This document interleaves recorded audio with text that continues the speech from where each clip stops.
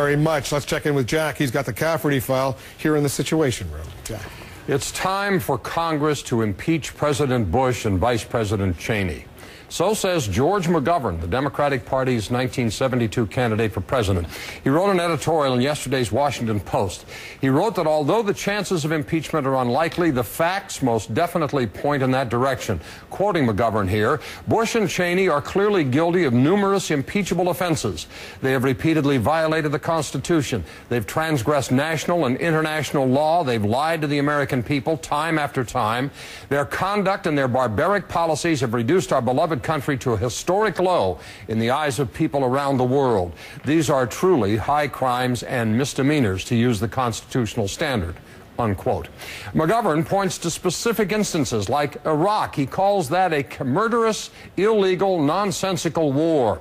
The administration's strategy to encourage a climate of fear here at home, denying prisoners of war habeas corpus, shipping them off to Guantanamo Bay, Cuba, and other foreign lands, and the administration's dismal response to Hurricane Katrina. In fact, McGovern says that the case against impeaching the current president and vice president is far stronger than was the case for impeaching President Nixon.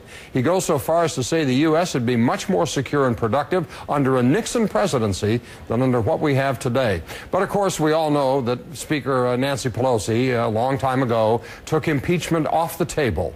And even though there are some in the House who are calling for an immediate start to hearings, don't bet on it happening. Probably won't. But the question is this: why won't Congress impeach President Bush and Vice President Dick Cheney? You can go to CNN.com/Cafferty file, post a comment on my new blog.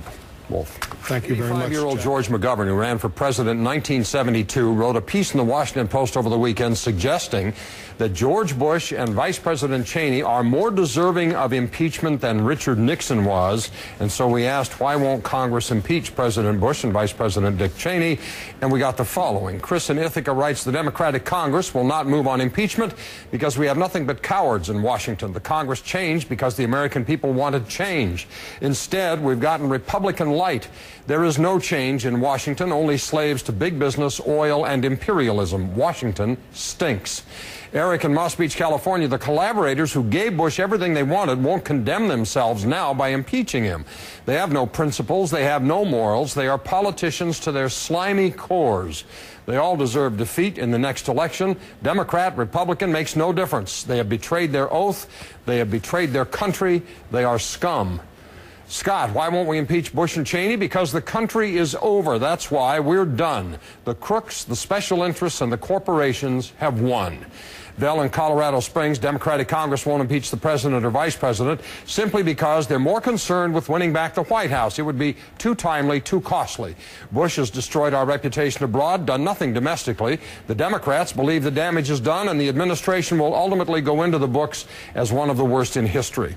Roy writes, it's not going to happen. Everybody knows you need corporate sponsors to get anything done in Washington.